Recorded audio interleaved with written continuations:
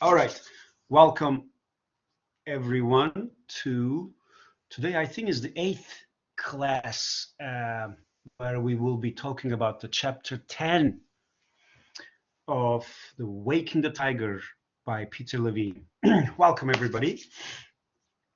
Um, just a little note on the exam. Yes, we do have the exam next week. You will be responsible of the first 10 chapters of the book. Be sure to read it, otherwise you'll have problems. It's quite an easy exam with multiple choice questions for those who read the book. If you come to the exam without reading the book, you will not be able to pass. All right.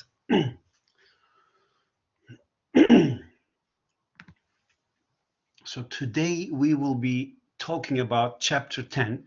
In all the classes up to now, every class we did either 2 or 3 chapters, but today we have only 1 chapter because it's a very important one and it's kind of a long one. So I didn't want to add more, and then we have only 1 chapter. So activation.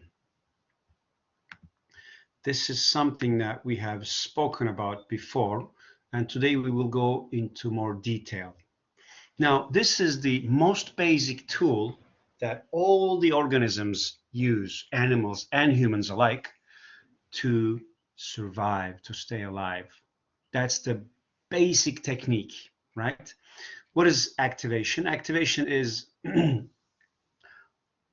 I might be in a relaxed mode, in a socially engaged mode, and when there is a threat in the environment of any sort, my body leaves the socially engaged safe mode and goes into a mode where the life energy is activated, is moving towards a task, right? It's like the car that's been sleeping, all of a sudden you turn on the key and the energy starts to rise, right? This is what activation is.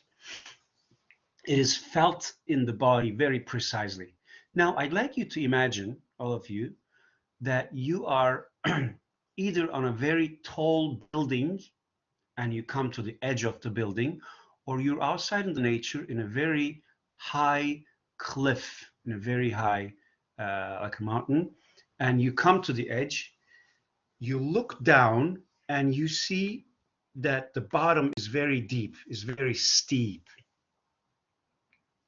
What happens to your body?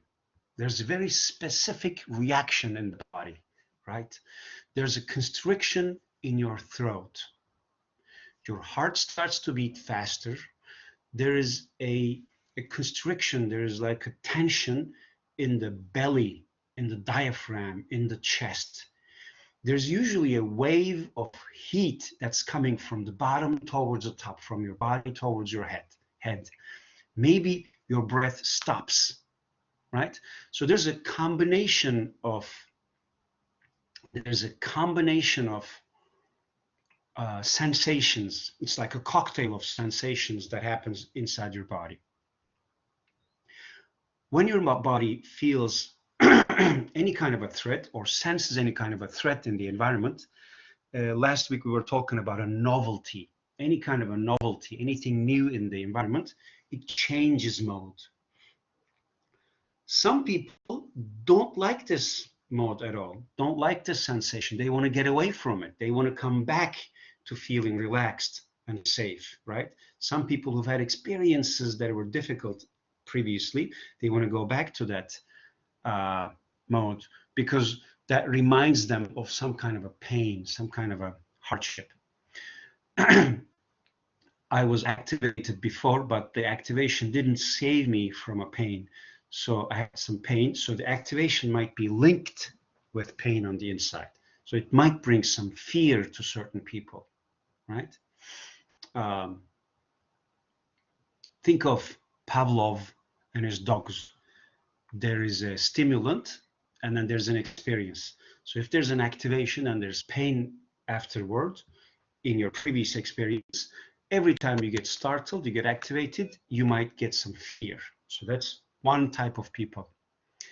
And some people love it and they cannot get enough of it, right? Imagine some people that do mountain climbing, that do mountain parachuting, the people that fly in the air, the people that do bungee jumping. Some people love fighting arts. You know, some people do mixed martial arts. They get into a cage and fight. Some people love speed, right? So this feeling of activation, some people look for it in a proactive way, right?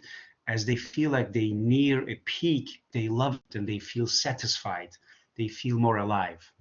So there are different types of people in relationship to this sensation. Usually people who have had trauma in their past, when they get activated, they feel stuck or they feel desperate, they feel immobile, right? That's a very overwhelming experience. So when the activation starts, they don't want it to continue. But some people who love it, when the activation starts, they push it. They push themselves to the limits. Now, please remember that this is all biological, this is all physiological, this is all in the body. It's got nothing to do with your ability to think. The basic rule, remember, what goes up must come down, right? If the energy goes up, it needs to come down. So it's with any kind of, it's the same with any kind of emotion. When the energy starts to go, it rises, it rises, it rises, and certainly it reaches a peak.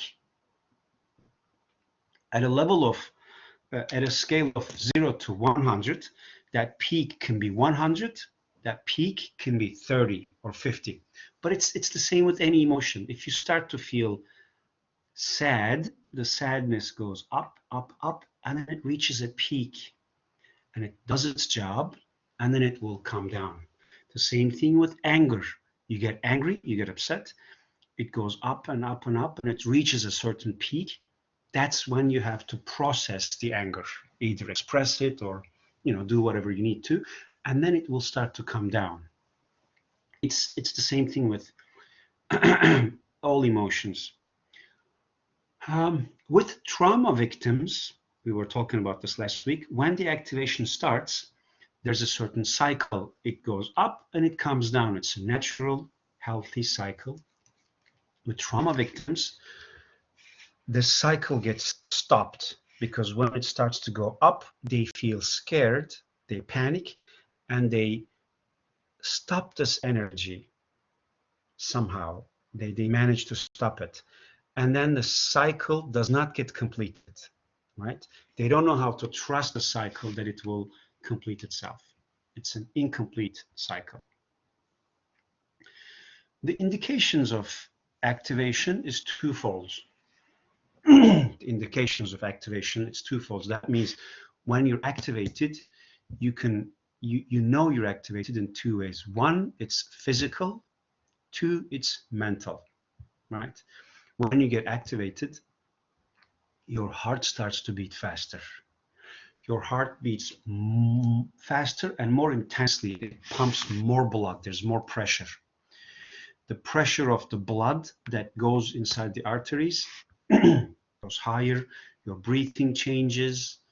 You get more blood around your arms, around your jaw, around your neck. You might feel dry in your mouth. Have you ever given a speech or a presentation to many people? Right before you start, you get excited, you get nervous, and your mouth starts to be dry because your digestion process is being stopped, right? Because you're feeling danger and digestion stops, right? So these are the physical indications of activation. What are some mental indications?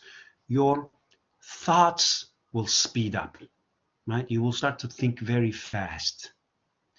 They will not only speed up, they will also be more frequent. Like within 1 minute, if you normally have 20 thoughts, you will have 40 thoughts, you will have 50 thoughts, you will have many, many thoughts all at once. Because the mind is programmed to look for a solution, is programmed to look for an answer when it's activated. So you will have mental confusion, a mental kind of, it's called discombobulation.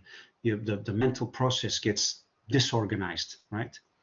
And also you will have more negative thoughts as a result of activation, because when you're in danger, your brain goes, let's look for the source of the danger. Let's look for the negative. Let's look for the threat, right? So when you're activated, it's very difficult to be positive or be to focus on the positive, right?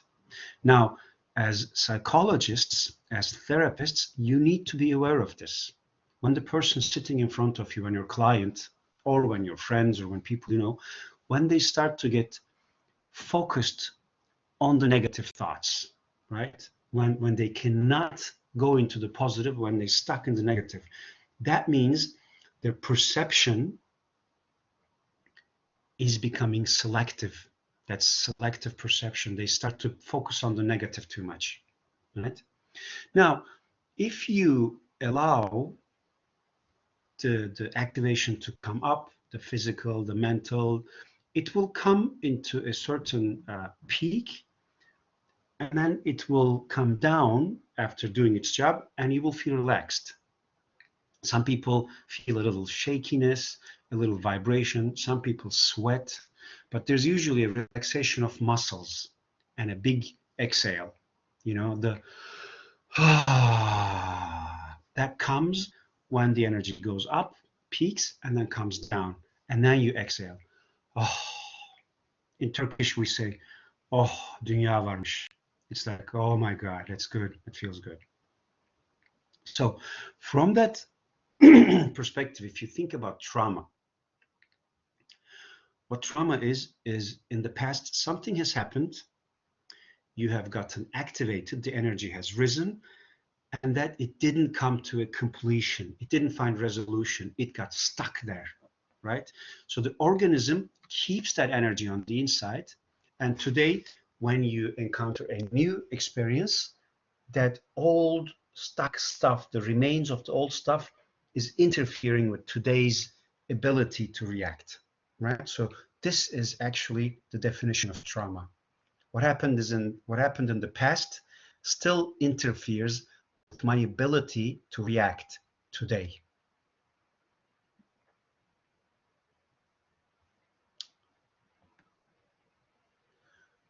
Oh my God, I forgot to translate this to English. I'm really sorry. I'm going to do that now. So the traumatic reactions are fourfold. One is activation, which is uyarılma. Two is constriction. Three is dissociation. And four is freeze.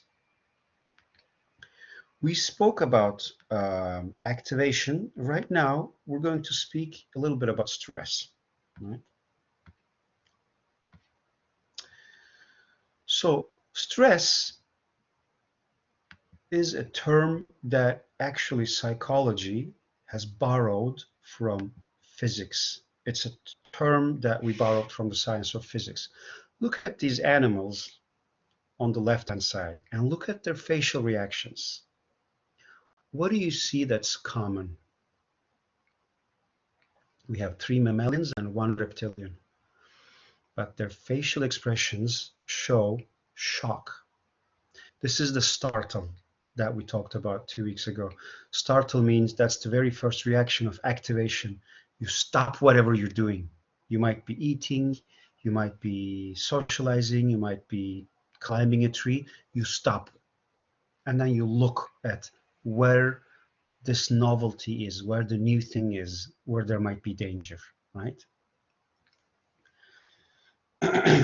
So in all these pictures, all 4 animals, the lowest part of the brain is active right now, is looking for the danger. Now, what is stress? If we think about stress, in physics, there is a term called stress test. You take a material, a concrete, and you put a lot of pressure on it. You press and you press and you press, and you want to see at what point that material breaks, or at what point that material starts to show bending, that it shows flexibility, at what point it bends.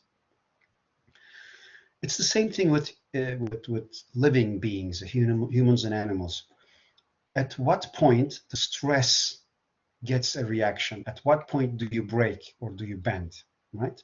The stress can be physical, it can be disease, it can be a lack of blood in the blood, lack of iron in the blood. It can be any type of symptoms. It can be mental, long hours of work, difficult tasks, long classes, the times of the final times, the midterm times. Like you're students, you feel a lot of stress when the finals are coming. Or think of COVID, the corona. That's a lot of stress. That's a lot of mental stress. Stress can be emotional. What if my boyfriend looks at someone else? What if my father treats me in a certain way? Am I disappointing the people around me? What if I like someone and they don't like me back? Right? This is emotional stress. Or the stress can be social. Are my friends not liking me? Do they think I'm not good enough? Do they not think I'm cool enough or funny enough? Can I join that group? Am I charismatic enough? Do people like me? So the stress can be um, social as well. So in that sense, I'm on the second point now. The attention changes hands. It's not free anymore. Under stress, attention is not free. That means that when I'm not stressed, when I'm relaxed, my attention can go to anything. I can read, I can listen to music, I can look at whatever's around me, I can be social.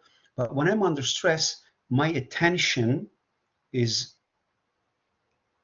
taken by my lower parts of the brain. It's not up to me to look at wherever I want to look, right? I'm not free anymore with my attention under stress. There's agitation, there is tension, there's reactiveness. You're leaving the relaxed mode and you're going to a fight or flight mode. Because the body is waking up its resources to go and fight. That's what's happening, right? You're leaving the mode of being relaxed. You're going into the mode of there might be danger. I need to be ready. And the level of threat determines the level of reactivity. How serious the threat is, how serious the reaction will be. Let's say you are working on a homework and you're a little late. So the threat level is 30%. It's not a life threat. So the reaction level is 30%.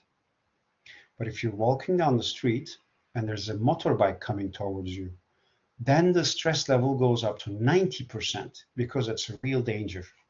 At that moment, if I ask you your name, you won't be able to tell me what your name is because the neocortex shuts down. All the energy goes to the lower parts of the brain, right? All the energy gets reorganized. Is this clear so far? Are you with me? Is this making sense, guys? Great, great, beautiful. Okay. Am I going too fast? Should I slow down a little bit?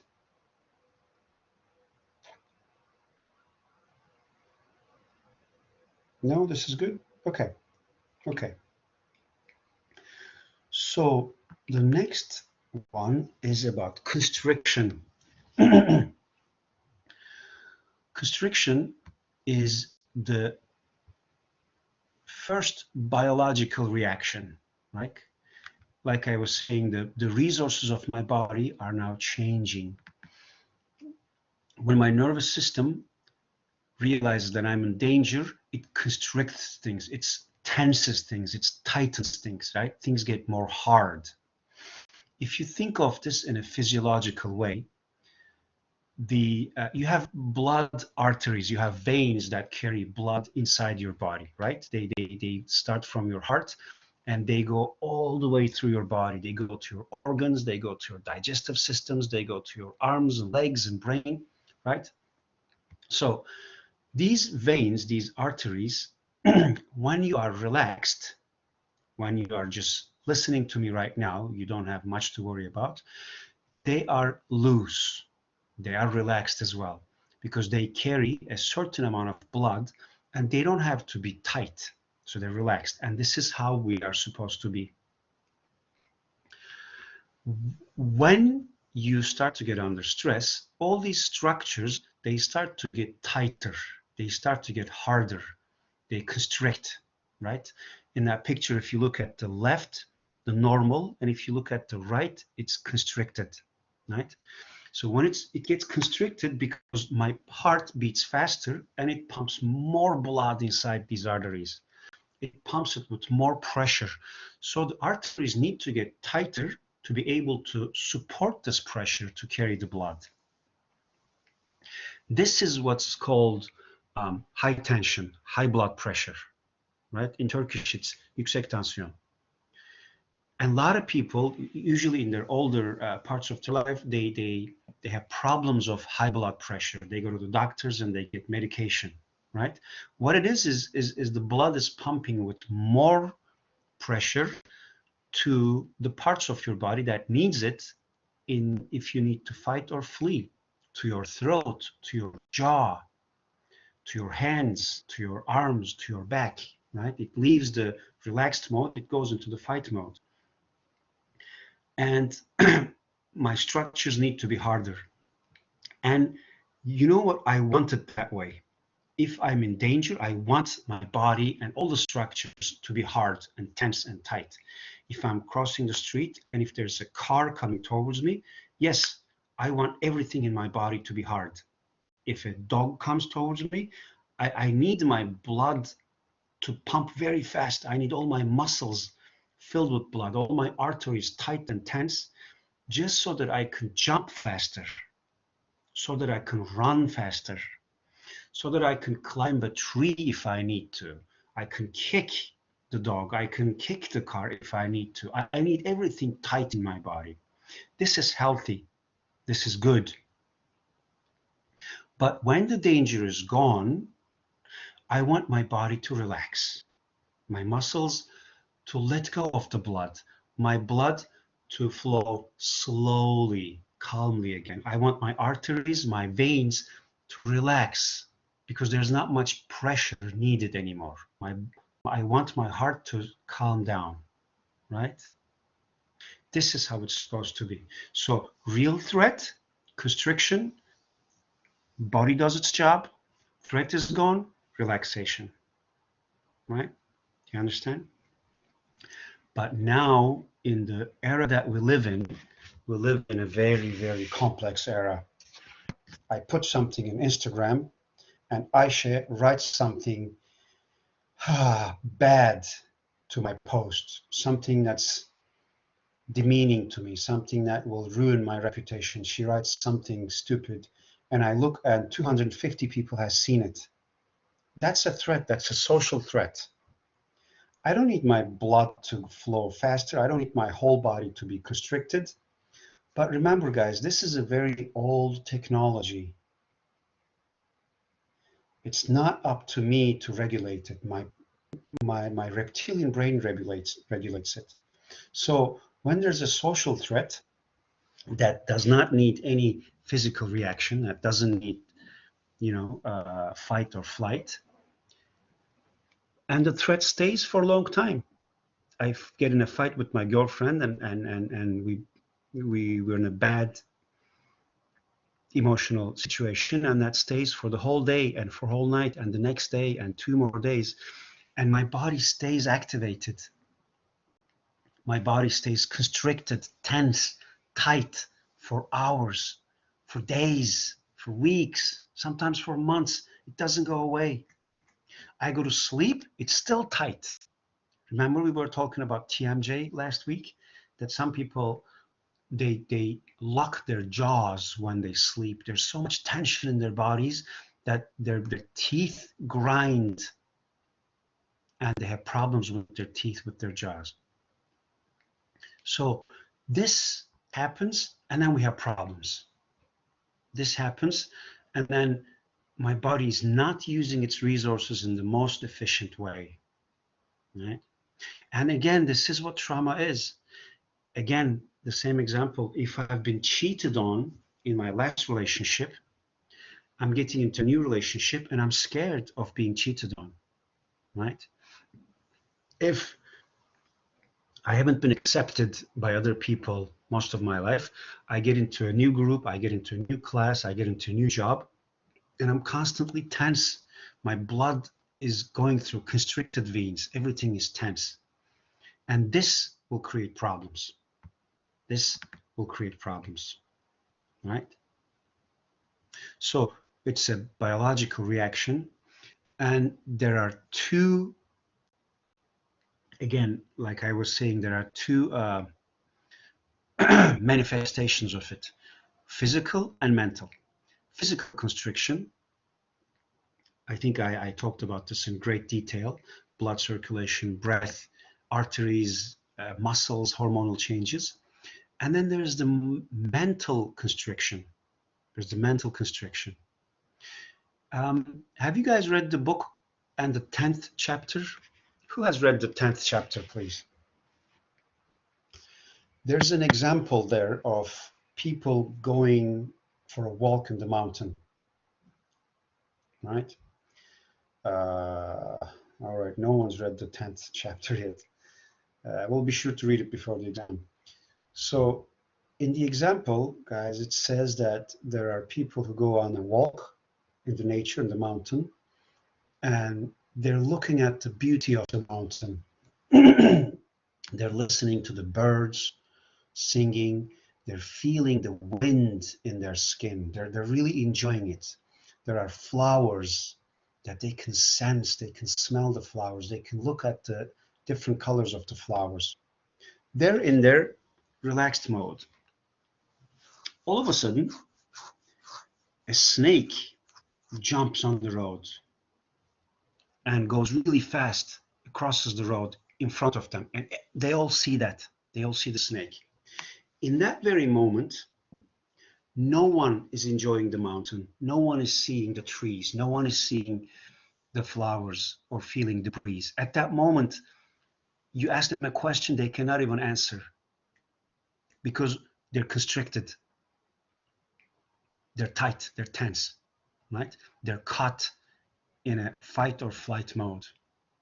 And this is something very interesting, very important for you psychologists, therapists to understand, right? When I'm speaking with someone, when I'm speaking with a client or anyone, what mode are they in as they're talking about whatever that's going on in their life? Are they relaxed? Are they able to organize their thoughts? Are they able to organize their mental capacities? Or are they in a mode where everything is black and white? Everything is constricted. This is a very important distinction that we have to train ourselves to catch.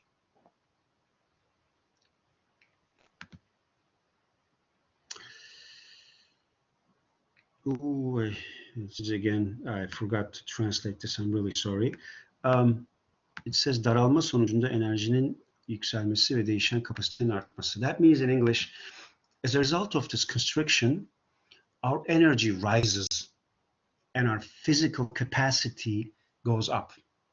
You probably have heard of the stories of, mothers when they see their kids being hit by a car, they come and they push the car and they push it away, or they lift something really heavy under that constriction. So their physical capacity goes high. When a lion is coming towards me, I'm no longer relaxed. I don't want to be relaxed. I want to be all tight again so I can run as fast as I can. That's how I can survive. I can climb a tree. I can jump into a river and swim. I don't think about the coldness of the water. My physical capacity goes high. A lot of sports people experience this under stress, very high stress situation. They get into what we call a second wind, right? They kick up to higher gear. Their physical capacities goes up, right? So the capacity goes higher, and then we discharge the energy. Do you remember the second chapter? There was an example of a case with Bob, this guy who was being abducted along with everybody else in the class. It was a very traumatic situation, but he kept on moving, trying to find a solution where everybody just kind of sat down in shock. And as a result, he was less traumatized than everybody else because his energy was moving, right? So in situations where the energy is high and you stay passive, you don't move the energy, you don't discharge the energy, that energy stays stuck on the inside. I've been repeating this from the beginning of the class. And then the person stays stuck in the restricted mode. Then all kinds of diseases follow: depression, anxiety, not being able to forget the past, sleep disorders, sexual disorders, eating disorders, autoimmune disorders, you name it, right? An example, when I was at university, sometimes I would have a very, very difficult test. It was a final, and I would work really hard for it, and I would get into the test, and I would go for it. And when the test ends, I would still be a little bit wonky for a half hour, right? I would want to go for a smoke. Yeah, so that restriction still stays. And if you can think about addiction now from that lens, the people who are stuck in that constricted mode and they want to relax themselves, they feel the need to relax, and they smoke cigarettes, they smoke drugs, they drink, they use drugs, they use excessive social media, excessive devices, anything excessive to relax your body, right? It's to relax the constriction.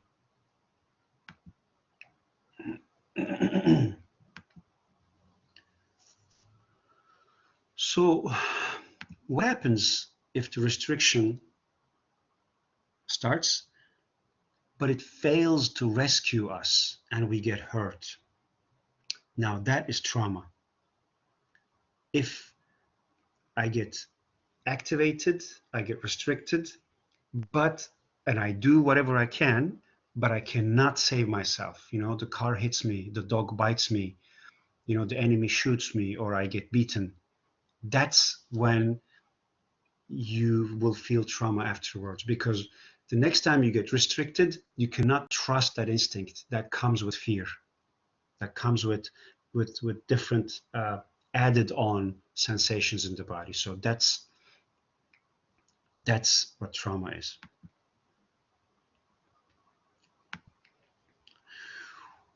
Before we go to dissociation, any questions? I've been talking about, wow, for 30 minutes.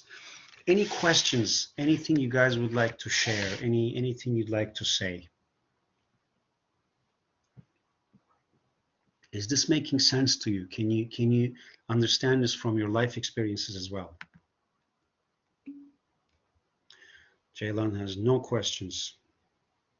Jaylan, I hope this means that you understand it. It's clear that, yeah? Okay, good. Anybody else? Any questions? Anything you'd like to share?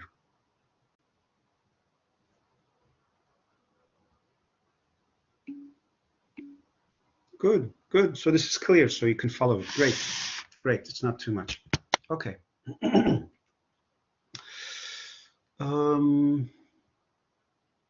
Do we need a break? Should we continue? Let's continue. We'll give a break in a little bit. So the next thing I want to talk about is a very interesting phenomena called the dissociation. Dissociation. This is a term that a lot of people use in the field of psychology, whether they know what they're talking about or they don't. It's a very commonly used word. Now, dissociation, my friends, meaning of the word means splitting, separating, getting apart, going apart, something leaving, right? Its opposite, it means association, you know, association of lawyers coming together, association of psychologists coming together. people or elements from different backgrounds, they're coming together and they're forming a unity. That means association. Dissociation, a unity means splitting apart, torn apart, being separated. Something separates from something else, right? Something dissolves. The elements are not together anymore. That's what dissociation is. There's a little example, I find it quite funny and entertaining, by Woody Allen. I don't know if you know who it is. It's a director. It's a movie director. It's one of my favorite directors. He says, "I'm not scared of death. I just don't want to be here when it comes. I'm not scared of death. I just don't want to be here when it comes." So the death is the biggest threat biologically. No one can say, "I'm not afraid of death." You're biologically designed to be scared of death, right? So the death comes and there's a fear with it. So what Woody Allen was saying is that I want to dissociate from the fear of death. That's kind of what he's saying. I'm going to explain this in much more detail in a few minutes. Now, let's just remember the two functions of dissociation from last week, right? One is it rescues our internal circuits from burning when the energy is too high and it's too long. What that means is that I'm activated and I'm scared, or I'm angry and I'm worried, and it's very tiring that I stay tight, tense, restricted. If I stay like this for a long time, my internal circuits will burn. I will have physiological, biological health problems. So dissociation rescues you from this. It kind of causes relaxation in the system. And remember, the second function is it blocks the pain as the organism is going towards death. Remember, I was talking about the heroin. The substance heroin has this element called opioid on the inside. This is morphine, right? Our body is able to produce opioids inside. It's able to produce homemade morphine. Its receptors are open to this, but it does it only when the pain is very high and when we're going about to die. It doesn't suppress your pain when you have a little amount of pain, when you have an accident, because you want to feel that pain. That pain is healthy. It will stop you from moving in a certain way. It will stop you from further injury. But as you're dying, as if the lion came and got me and it started to eat me alive and I'm going to die, the system, the universe, the God, whatever you believe in, says, okay, we're going to die. We might as well die without pain. So it takes the pain away. It eliminates the suffering. It takes the suffering away. So it's like a sign of mercy. Now, when you think about dissociation, I'd like you to think of it on a scale of 0 to 100, right? Think of it on a scale. Like this one picture that I put there on the left-hand side, the dissociation is low. As it goes towards the right, it gets high. In the right-hand side, the most in that last picture, there's so much dissociation that there's no clarity in the mind. That's what it represents. On the lighter side of the dissociation, all of you have these experiences. I have that too. All of a sudden you go, oh my God, I cannot find my keys. Where did I put them? You forgot where you put your keys. That's dissociating. You're driving and you're listening to music and you're thinking about something. You're thinking about, whatever. And then all of a sudden you go, oh my God, I'm home. When did I get home? It was so fast. That's also dissociation on the very light side, right? There are a lot of moments where we're not present. We're not there. Our mind is somewhere else, right? There's a separation between my body and my mind. So that's dissociation on the light end.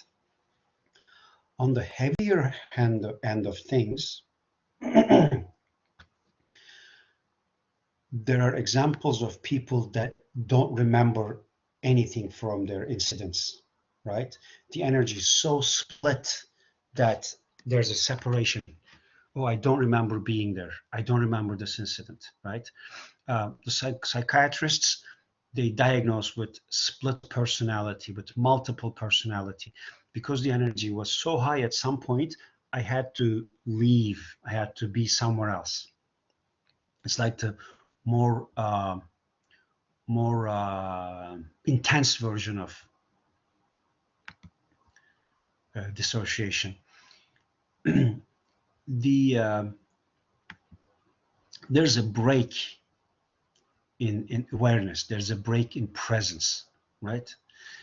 So the question you want to ask when you think about dissociation, guys, the first questions you always want to ask: how much dissociation? Is it 10%? Is it 30%? Is it 70%? Or is it 100%? Right? And remember, dissociation has a function. Our body wants to be dissociated in a very difficult situation.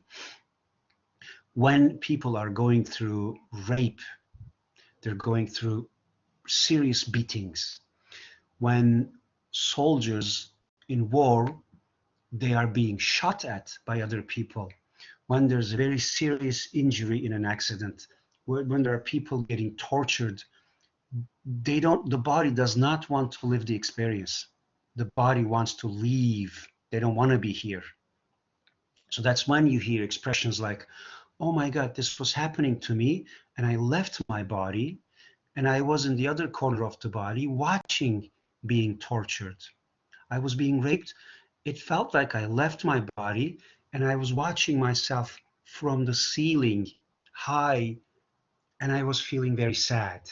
It felt like I was watching myself experiencing this. I wasn't in my body, right? So in such extreme situations, guys, dissociation helps us deal with the situation, cope with the intensity of the situation, right? Because in such situations, it's too much. The fear is too much. The anger is too much. I'm experiencing things I don't want. Someone is doing something to me, and I'm really upset. I'm fucking upset.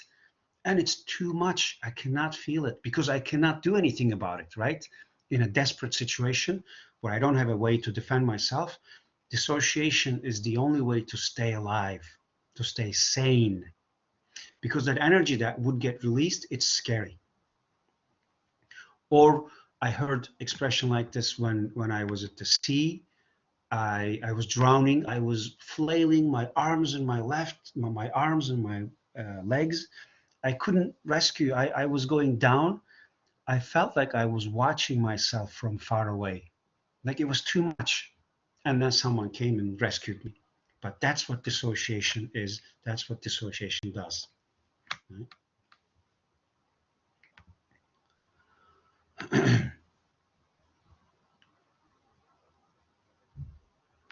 Early experiences as a child, as a baby, as an infant, as a teenager, early experiences, early difficulties where you had to dissociate to stay alive, right? Early difficulties. If a body experiences early difficulties often or very intense early difficulties, this dissociation can become a way of life, an existential habit, a style, right? There are a lot of people, you see them and you can tell they're not there, they're not present. You say, oh my God, this guy is not present.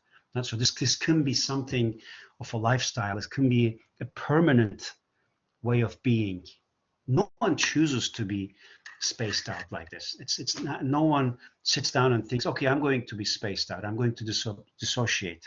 This is a reaction that the body gives, right? But sometimes it can be permanent, and sometimes it it it's some people are not dissociated all the time. They're present, but they go into dissociation really quick, and they stay there. So there's in and out of dissociation, right? Some people dissociate in the face of difficult situations. Some people, they're just not there when it's difficult. So it can be a general spread out thing, or it can be a detachment that can happen in different situations. um, it's 5 after 6. Guys, why don't we take a little break? I feel like this is a very intense lecture. It's very heavy. So let's take a 6 minutes break and let's be back 10 past. How's that? Okay? Good. Good, good, good. I'll see you guys in 6 minutes. Be back at 10 past 6. All right. Bye-bye.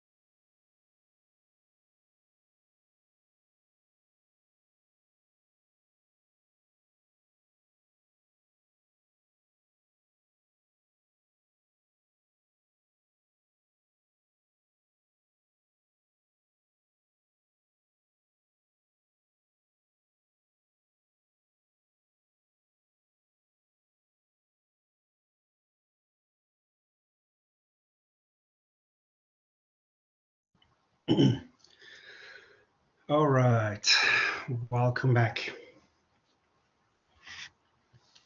Welcome back. Now, this is kind of a long lecture, so I don't want to. Let me see what else we have to cover. Oh, denial and all that stuff, right? So let's finish the talk about dissociation. This is a very interesting topic, actually, dissociation. And there's a thing about dissociation. When we talk about dissociation to this much detail, to this much depth, you might feel dissociated a little bit yourself. Also, dissociation is kind of contagious.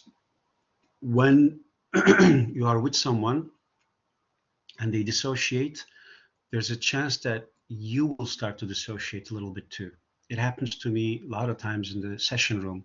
When a client goes into dissociation, I also feel a little spacey, a little freezy. So this is something that somehow people can pass on to each other. It's a very interesting phenomenon.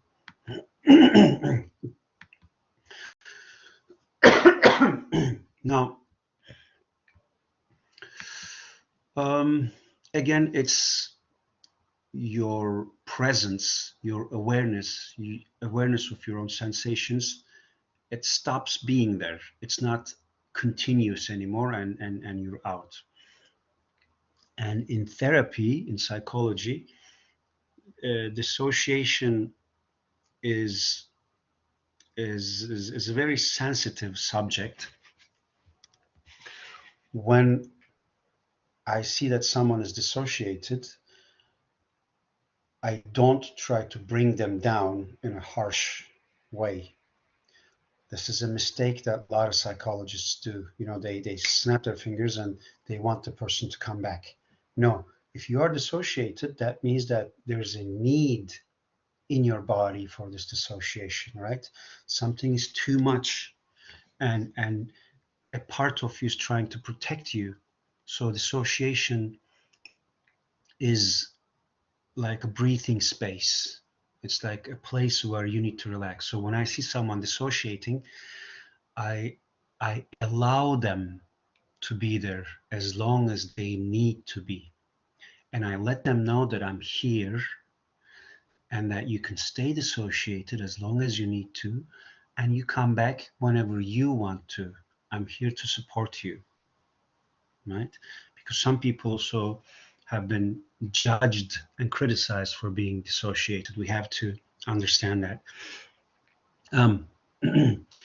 Dissociation, you could have you can have different types of dissociation. In the book, it talks about this in detail, different styles of dissociating. I think it was in the page 150, 151 of the Turkish book. It should be around the same similar pages. I don't want to get into too much detail, but I want to touch on them a little bit. One type of dissociation is between the consciousness and the body. That means I'm here, but I don't feel my body, right? I'm here, but I've dissociated from my body. Another type of dissociation can be between different parts of the body and the consciousness. I'm here, I feel my feet, but I don't feel my hands. I feel my head, but I don't feel my body. I don't feel my heartbeat. Dissociation can be between the being, the consciousness, and between thoughts or feelings and sensations. An example of this is, I'm here, but I'm frozen. I don't know what to feel. When people get shocking news, very surprising news, good or bad, usually when the news are bad, when they lost someone or when there's a big loss of some sort, they go frozen right away, because the emotion that will come up underneath is so intense that they dissociate and they go, oh, I don't know what to feel. I'm not feeling anything. Usually people who have big losses, you know, and they're grieving, they're in the grieving period. Right before they go into grief, they go into cry or they go into some kind of catharsis. They're frozen, they're shocked, right? So I want to feel emotion, but my body doesn't allow me. I want to feel sadness, but it's too much. I want to feel anger, but it's too much. It will be too much, yeah? Or you sometimes you hear people say, I don't know what to think, you know? I tell you something new, you get a new, that's the bad news, and you go, I don't know what to think. I can't think. Your thinking capacity has been dissociated because it's going to be too much. It's going to cause too many emotions and sensations, and it's going to be too intense. So your body says, no thinking now. It's dissociation. And the last type of dissociation the book talks about is the being and the memory. I had a car accident. I remember the car coming towards me, but I don't remember anything else. I remember the car crashing into my car, and the next thing I remember is being in the hospital, is being in the ambulance. I don't remember the mid part, right? I went into this heated debate and we fought, and this was so intense. God, I don't remember what was said. I don't remember what I said, or I don't remember what she said, right? So either the whole event is gone or parts of the events are gone. You know, I remember parts, but I don't remember certain parts.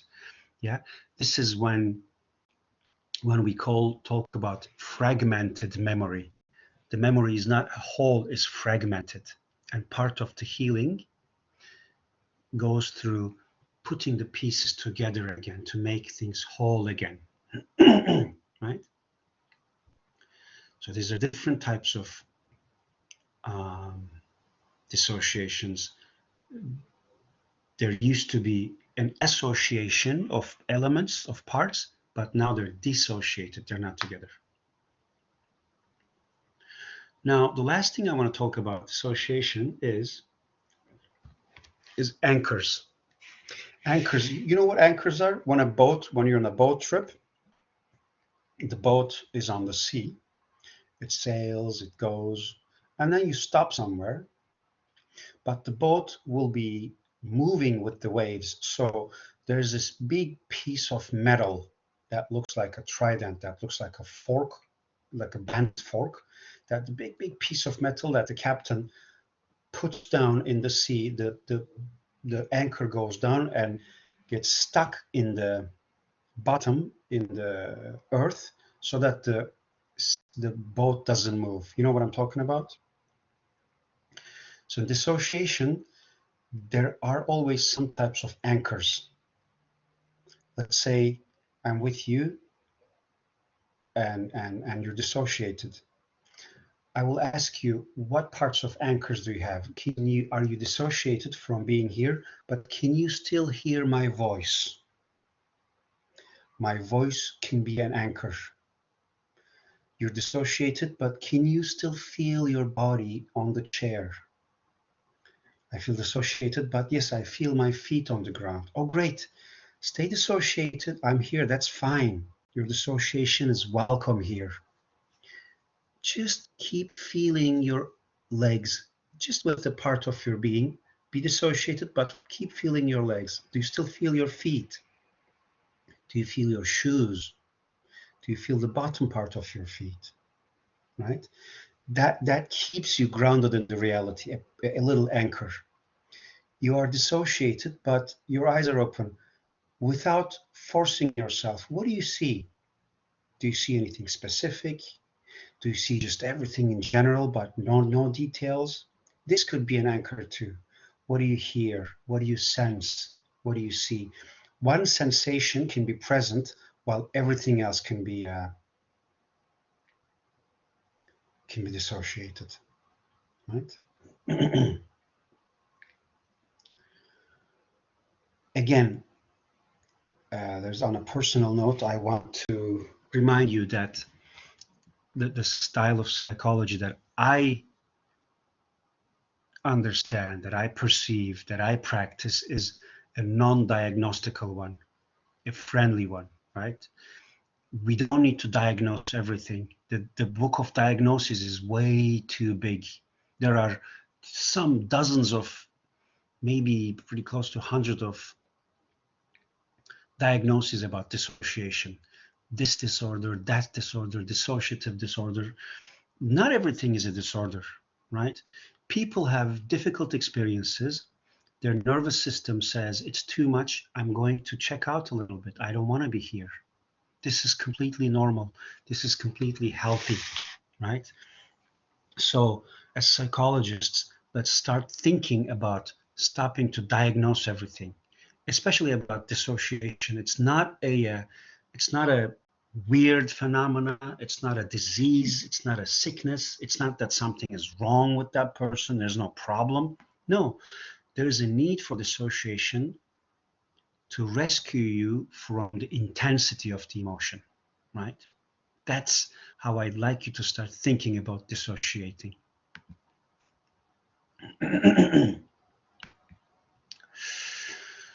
All right, so I'm going to stop here today. It's been more than an hour. It's quite intense. I don't want to continue. The rest is on the book. The rest that is about denial, that is about desperation.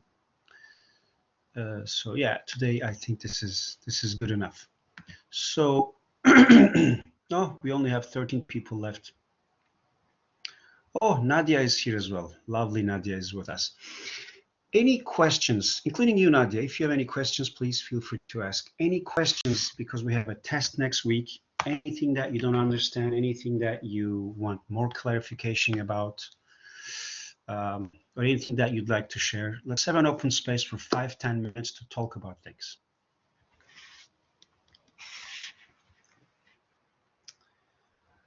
In the Turkish class, there's much more interaction. In the English class, I understand that English is difficult to express. So if you have a question, feel free to ask it in Turkish, but I will answer it in English.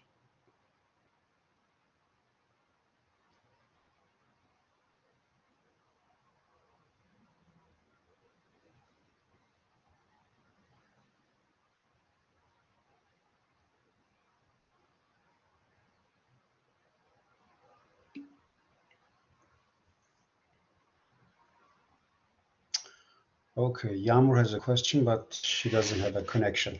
Right. Yağmur's question is dissociated from her connection. Okay, sure, Yağmur, no problem. You can ask it anytime you'd like.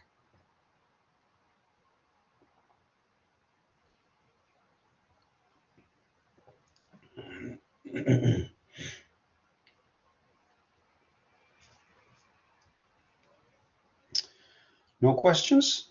So then, okay. All right, Nadia. If the person tends to get into a dissociation, if the person tends to get into a dissociation, let me see what it says here. In every difficult situation, how to change it? Now, it's a very good question. So, and Nadia, feel free to open up your microphone and speak if you'd like. If the person tends to get into dissociation in difficult situations as a lifestyle. So this could be seen in two different perspectives. One, let's say that you had a difficult situation, you had a trauma very early in life. You have a birth trauma. A lot of people have very problematic births, you know. I had a birth trauma. I had my umbilical cord stuck around my neck. I couldn't breathe for a few seconds, and doctors brought me back. There are people who get abandoned in the hospital.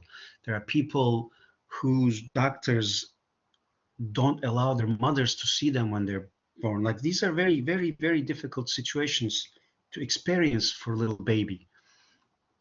It's so much that the organism thinks it's going to die and it's going to go into the freezing, a dissociative state. There's a chance that state stays permanent because of a very early trauma. The trauma can even be in the womb, while the mother is pregnant, can be outside the womb. There can be many examples where people who have very early trauma, it was too much for them, and the system just went into spacing out, and they get dissociated for the rest of their lives. Dissociated means it's very difficult for them to be present with people. It's difficult for them to be present while they're in relationship to other people. It's difficult for them to be present while they're having sex. It's difficult for them to be present in conflict. So the dissociation can be general in all the time, or people can be present most of the time, but when something gets difficult, they dissociate. When a relationship gets difficult, they dissociate. When a discussion, a talk gets difficult, that they dissociate. Or when they get a homework or a task or a job, they dissociate. I feel this very much myself. Sometimes I agree to do something, a project, a job comes to my desk, and then I dissociate. It's too much because I'm afraid that I'm going to fail. So I learned to push myself in a very gentle way, in increments, right? I don't stay dissociated, but I don't push myself. I don't judge myself. I don't punish myself. So I work in a very gentle, slow portions. So when someone tends to get into dissociation in difficult situations, Nadia, you don't think about changing it right away. Let's think about understanding what has happened so that this person's nervous system has learned to dissociate when it's difficult, right? As a therapist, let's say you come to my counsel and you talk about dissociation. What I would do is, so this is a therapy cue. This is like a therapy example. You come and you say, well, I dissociate in this situation and that situation. I would first make sure that you're not dissociated with me, that I would create a relationship. I built a relationship where you feel safe and confident, and you will not need to dissociate with me, right? This might take one session, this might take 5 sessions, but I want to make sure that there's a relationship of trust. And then I would ask you to identify one incident where you dissociated in a very minimum level. I'm not going to ask you to find an example where you dissociated to the maximum, but I will ask, when was the last time you dissociated on a very minimal, on a scale of 0 to 100? When was the last time you dissociated 20%, 15%, 25%, 10%? And then I would ask you to start telling me the story from before the dissociation, right? Let's say, I don't know, I was in a fight with my boyfriend and I start dissociating. Okay, so tell me about what happened 5 minutes before, 10 minutes before. As you're telling the story, I would try to understand what is the trigger that caused the dissociation, and I would try to focus on what happens before the trigger and after the trigger, so that you can understand yourself what are the cues of this dissociation, what is happening in your body as you dissociate. And then I would ask you to stop the story, because there's the story of the body that's underneath, and let's focus on what you're feeling right now in your body. Even as you're telling me the story, is there an element of dissociation in the body? Do you feel your hands? Do you feel your feet? Do you have any fuzziness in the way you think? How are your emotions? Right, so I go back and forth between the present moment and the past. And if you have any dissociation, I would ask you to stay with it as long as you need to. I'm here. Stay dissociated. And as you're dissociating, have fun, stay, enjoy your dissociation, and see if anything else comes up underneath your psyche. Any memories, any thoughts, any feelings that are mixed in with the dissociation. So I would try to understand, and I would try to bring an understanding in you so that you start to make peace with your own dissociation, right? And you start to understand that dissociation is something good, actually, that is useful for moments of intensity. So this is the first step in dealing with someone who's dissociating. And then This might take many sessions, but then I would start to bring more sensations into the dissociation while they're dissociated in the session. So they're talking about another episode when they were dissociated. I will bring them to the present. What are you feeling right now? What are you sensing right now? If there's any dissociation, let's stay with it. Let's stay present with the dissociation, right? What are your anchors? Are you seeing me? Are you hearing me? So I would try to not to bring them back from dissociation, but I would try to offer them new elements that they can take into the dissociation, and they would feel a little bit more resourced, and they will have peace with the dissociation. This is a very slow process, Nadia, because a lot of people, dissociation has saved their lives. They've been able to stay sane thanks to their dissociation. So I'm not thinking about changing it. I'm thinking about integrating dissociation into the presence of the moment. So this is how I think about it. I know it's been a long answer. Was I able to answer your question?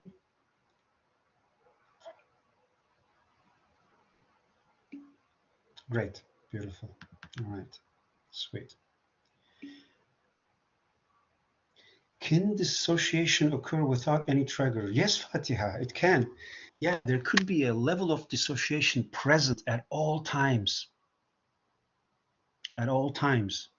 That you have been having this for so many years that you don't even think it's dissociation anymore. You think that this is normal. Your normal is dissociation. This could be a thing. And then when I'm with someone like this, I would bring more presence gently into their lives, and I would ask them to experience that presence, experience less dissociation, right? A lot of dissociations happen with triggers, a lot of them without triggers. And also, the triggers can be not easy to spot. All of a sudden, you're dissociated and you don't even know what happened, right? And there was an example that I gave many classes ago, that you're going to the class and you're hearing a song. I even used the Romeo by Hande Yener. As you hear the song, there's an accident that happens. You don't even realize that you were listening to the song. And then the accident happens and you get traumatized, you get hurt. The next time you hear anything from the same singer, anything from Hande Yener, it doesn't even have to be the same song, your lower level of the brain will catch a cue, will catch a detail in that song, and it will go into dissociation, or it will go into fight or flight. You may not even realize that there's a trigger there. And this happens usually with early trauma. When people got traumatized early on in their lives, whatever they were perceiving at the moment, it can be a sight, it can be a smell, it can be it's something they hear, can trigger dissociation, and they may not be aware of it. One of my teachers have been in Somalia after the civil war, and she was telling me that she saw people in burning buildings, and she smelled the burning flesh. And from that point on, she came back, after the trip, she came back to Denmark. And every time she goes into a restaurant, something happens in her body, especially when she smells meat, So this dissociation or fight or flight can occur without any trigger. It can be present at all times, or it can occur with a trigger, but you may not even be sensing the trigger. So that can happen as well. Does that make sense? Did I answer your question with that?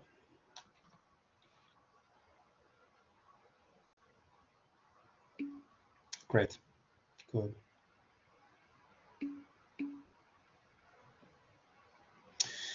Jaylan wants to ask everything after people leave class. Yeah, no problem, Jaylan. I can stay a little longer. Yeah, sure.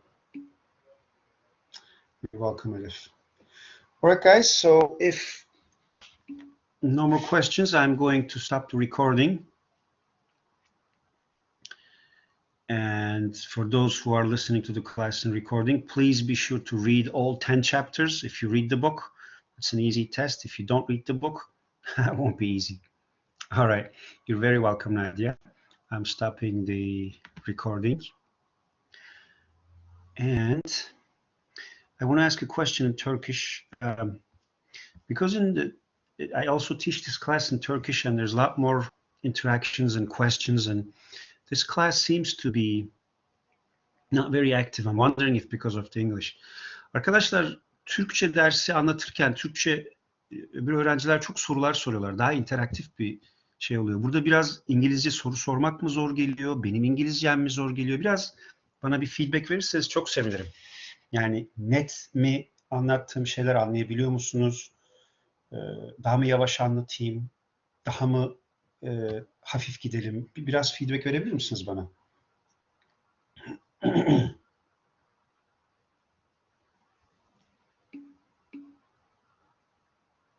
Okay.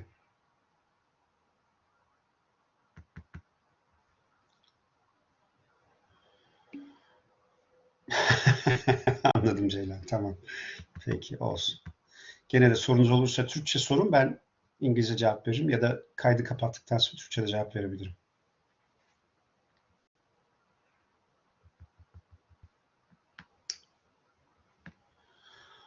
All right, folks. If there's nothing else, then we can close the shop today. Dükkanı kapatabiliriz. And I will see you at the same time for the test, for the midterm next week. Yeah? If you have any questions, feel free to email me.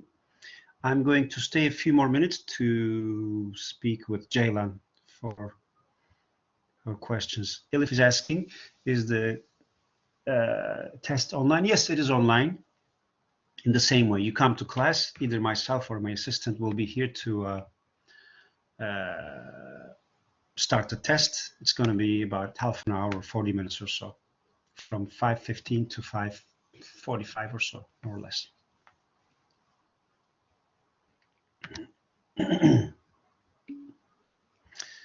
Rica ederim Elif'ciğim. Final sınavı yüz yüze olacak diyorlar. Evet, bizim için de geçerli. Hepimiz yüz yüze yapacağız. Nasıl yapacağımızı bilmiyorum ama bir şekilde yolunu bulacağız. Bana da bir e-mail geldi. Diyor ki gökten bir şey gelmiş. Talimat gelmiş. Son final sınav yüz yüze olacak lan. Nasıl yapacağız bilmiyorum valla. Bütün her şeyi online yapmaya alıştık biz. Ben hiç daha yüz yüze sınav yapmadım. Artık herhalde o gün şey yapacağız erkenden. Ya yazdım ben de idareye, sordum nasıl yapacağız diye. Bana söyleyecekler. Ben size şey yaparım. Detaylı bilgi veririm. Merak etmeyin. Yani o gün ya biz ne yapıyoruz diye ortalıkta dolaşıyor vaziyette olmazsınız. Sizi bilgilendireceğim. Ben de bir anlayayım ne yapacağımızı. Rica ederim Elif'ciğim.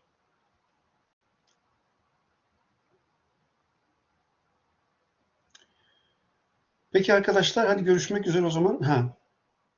Türkçe derste paylaştığım notları ek bilgi olarak paylaşabilir misin? Elif'ciğim, Türkçe derste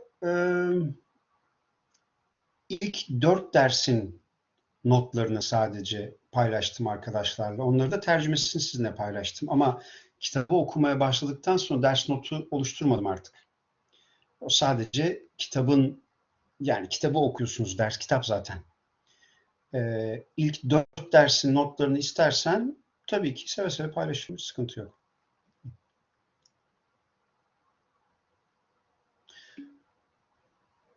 Tabii bağlantı kitapla gidiyor ama sen ekstra öbür notları görmek istersen bana bir e-mail at, ben öbür ders notlarını yollarım sana, sıkıntı olmaz.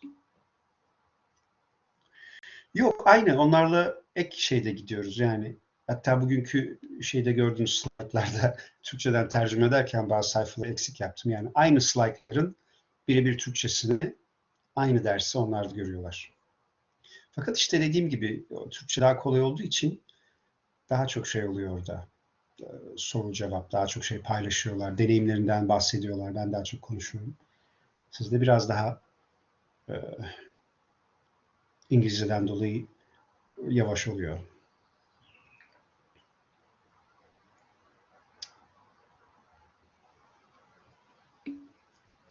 Rica ederim. Arkadaşlar, buraya ben size istiyorsanız Instagram'ı da yazayım. Beni takip edin. Oradan zamanla ufak ufak eğitimler yapacağım. halka açık sinir sistemi ile ilgili, travma ile ilgili konuşmalar, videolar hazırlayacağım. Siz de şey yapın, takipte kalın. Eğitimler yaptığım zaman eğer gelmek isterseniz oradan haberdar olursunuz. Evet arkadaşlar, başka bir şey yoksa hadi bakayım tati tati sizi odadan dışarı alalım. Nisucuğum, ben teşekkür ederim canım. Görüşürüz. Ceylan bana bir şeyler sormak istiyordu. Ceylan'la biz kaldık. Sağ ol Fatiha'cığım. Sana da iyi günler canım. Teşekkür ederim. Alp'cığım görüşürüz canım. Ben teşekkür ederim.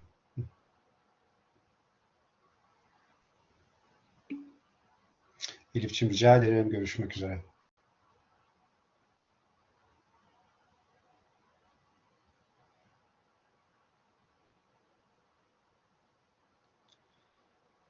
Evet Ceylan. Biz sen ben kaldık. Bir de Doğukan'la Selinay burada.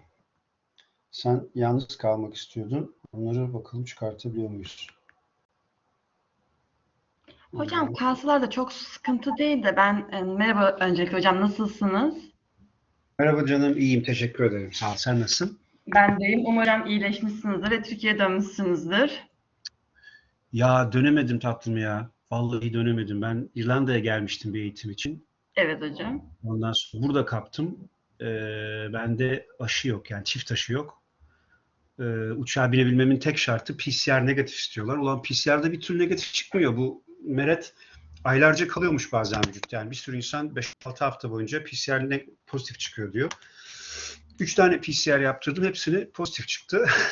Dolayısıyla uçuşlar iptal oluyor. Yani ben binemiyorum. İyileştim çok şükür. Daha iyiyim. %90 daha iyiyim de takıldık kaldık burada İrlanda'da. Hocam İnşallah. mutant virüse mi yakalandınız acaba? Çünkü mutant Efendim? negatif çıkma olasılığı daha az oluyor. Pozitif çıkma, pardon negatif çıkma olasılığı daha yüksek oluyor çünkü. Valla şey var. Bu koronaya yakalandığın zaman bedeninde belli bir miktarda virüs oluşuyor. Bu virüs azaldıkça yani sen savaşı kazanıp da virüsü yendikçe virüs azalıyor, azalıyor, azalıyor, azalıyor. Bir noktadan sonra artık testlerde çıkmıyor. Hmm. Ama savaş bittikten sonra bu düşmanı denize dökmek gibi bir şey. Hala bir miktar virüs kalıntıları olduğu zaman bu test çok geniş kapsamlı bir test. Her boku şey yapıyor, detekt ediyor, yakalıyor. Dolayısıyla azıcık bir partikül bile kalsa vücudunda pozitif çıkıyor. Şimdi benim durumum o. Daha şey yapamadım yani tam temizlenmemiş demek ki vücudum. Tamam hocam. Bir de hocam ben konuya giriş yapmadan önce kaydınız açık. Bunu da söylemek istiyorum. Ben yeni fark ettim. Kaydımız açık mı? Evet hocam şu an kayıt açık gözüküyor bende. Yok, kayıt. Aa, öyleymiş vallahi. Kapatalım.